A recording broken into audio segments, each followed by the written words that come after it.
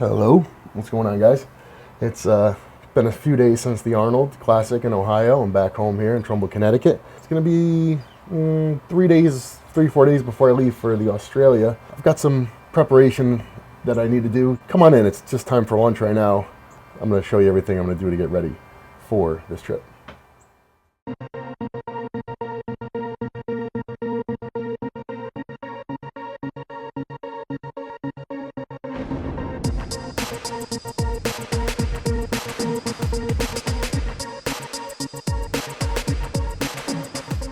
So I've got, I think it's about 16 pounds of chicken, 20 pounds of cod, and this will be my last food prep before Australia.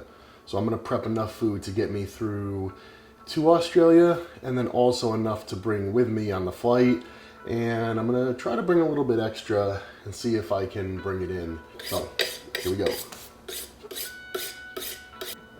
All right, so what I do with all this chicken is, rather than just grill it like that, I butterfly each breast so that it doesn't have to cook too long on the grill. It just makes it cook a little faster and easier.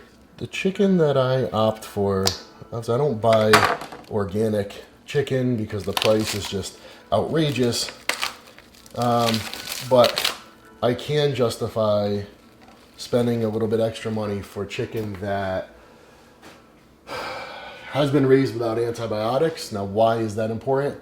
The reason they give chickens antibiotics is because generally they're kept in such horrific living conditions where they're piled on top of each other and there's shit, literally shit everywhere.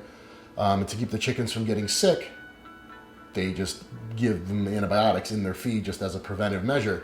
What does that mean to you, aside from you just feeling good about yourself that you're this nice person that supports chickens in nice living conditions, even though you're going to eat them anyways? For you, it means probably a decreased likelihood of contamination with salmonella, because chickens, when they're in really gross living conditions, the likelihood of salmonella increases, probably because there's also increased rodents in there with them. And also the chicken that I buy is air chilled. What does that mean?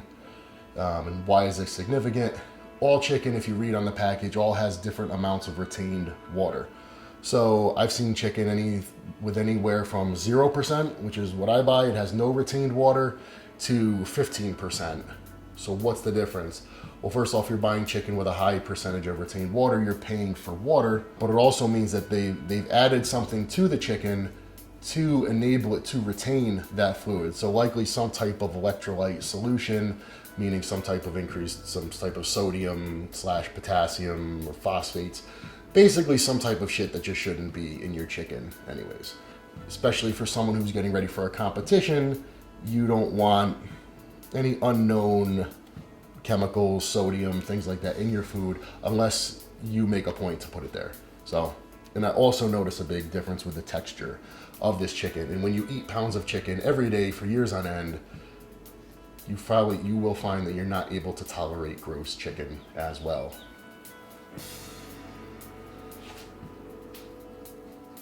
I don't really do a whole lot, truth be told. I've used seasonings over the years and things like that. And one thing I found is that I get sick of most of them very quickly. So again, mentioning the quality of the chicken that I start with. This chicken, even if I pretty much just left it plain, when I go to eat it, it tastes pretty decent.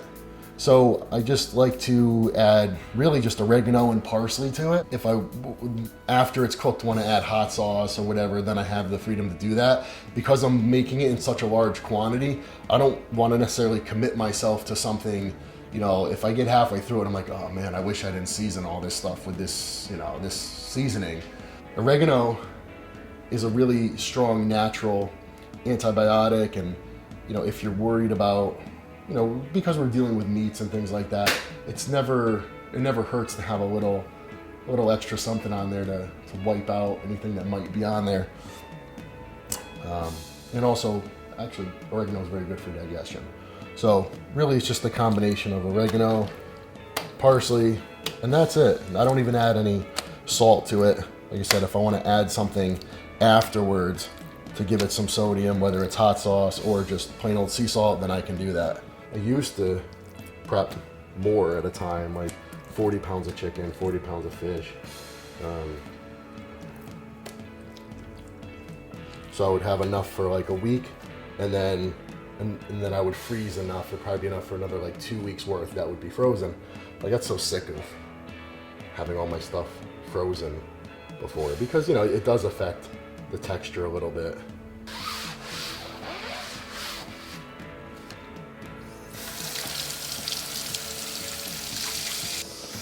With a fish like cod, because it's actually not one of the lower mercury fish.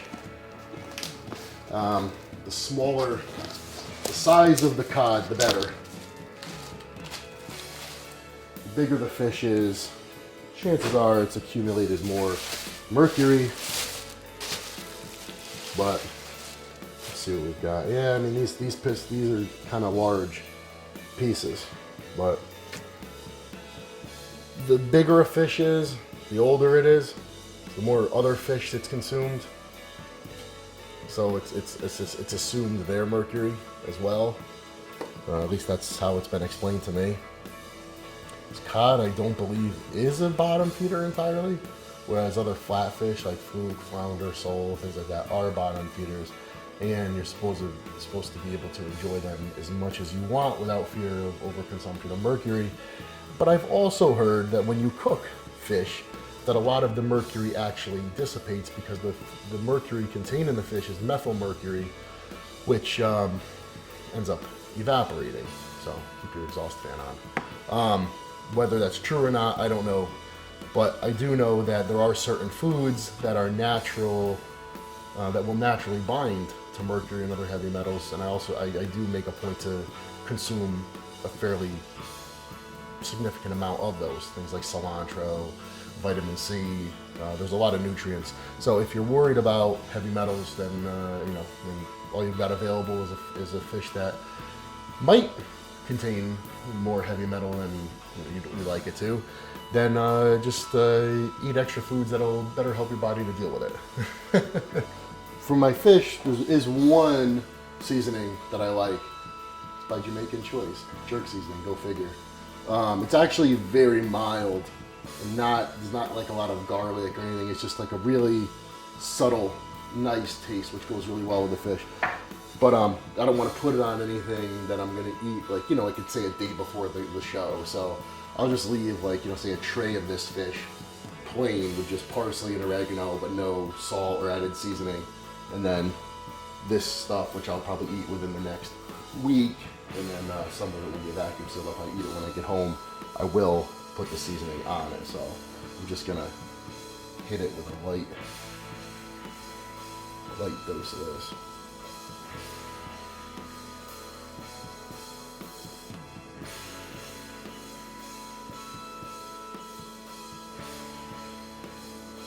As these come out, I just kind of line them up.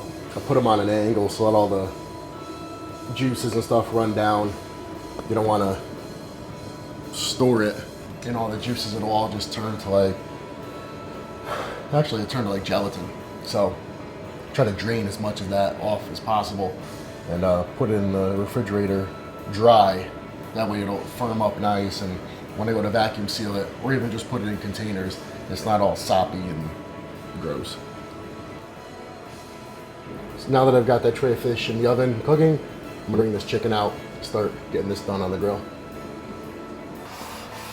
You get a lot of chicken done fast on this grill.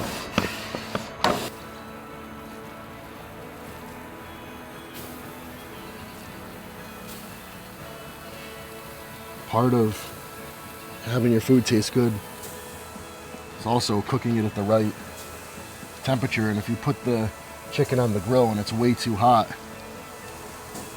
it's going to cook the outside of the chicken way too fast. It's going to really just cook the chicken in general way too fast.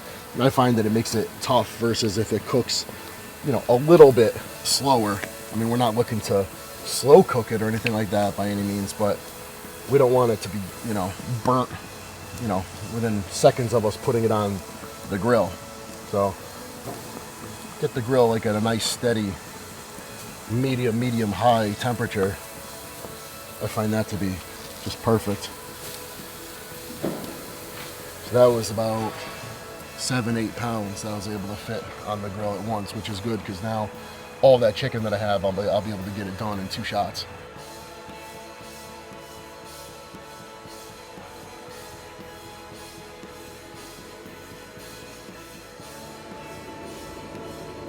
As I was saying earlier, I set these up so that all the juice will run down and drain. I just come over and kind of pour it off as much as possible without dumping all the fish. And then just set it over here to finish cooling.